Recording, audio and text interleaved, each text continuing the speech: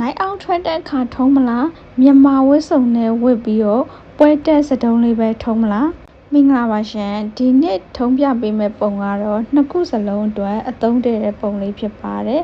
အခုပြထားတဲ့အတိုင်းကိုသုံးချင်တဲ့ဖန်စီကျိုးပဲဖြစ်ဖြစ်ပလဲကျိုးပဲဖြစ်ဖြစ်ပေါ့နော်အဲ့ဒါလေးကိုသပင်မှာအခုလိုလေးပတ်တာဖြစ်ပါတယ်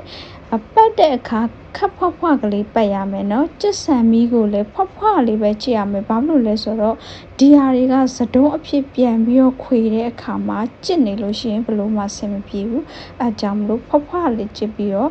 သဒုံးပုံစံပြန်ပြီးတော့ဆင်တာပေါ့နော်သဒုံးပုံစံဆင်တဲ့အခါကိုယ့်ရဲ့ကျွမ်းကျင်မှုပေါ်မူတည်ပါတယ်သဒုံးကလှလှလေးဝိုင်းဝိုင်းလေးဖြစ်ဖို့လိုတယ်ပေါ့နော်အနိုင်အောက်ထွက်တဲ့ခါမျိုးမှာသုံးချက်နေဆိုလို့ရှိရင်တော့ပန်းမလိုဘူးစတုံးနေရာကိုလည်းပဲပိုနီတေးလိုအမြင့်ပေါ့နော်ထိုက်တဲ့နေရာမှာစီးပြီးတော့ဒီလိုလေးခွေပြီးတော့ပတ်လိုက်လို့ရှိရင်ဒီစတုံးရဲ့အထဲထဲမှာပလင်းပလင်းလေးပါတယ်ပေါ့နော်အရန်ကိုအမိုက်စာဖြစ်သွားမယ်အဆုံးထိကြည့်ပေးလို့ကျေးဇူးအများကြီးတင်ပါတယ်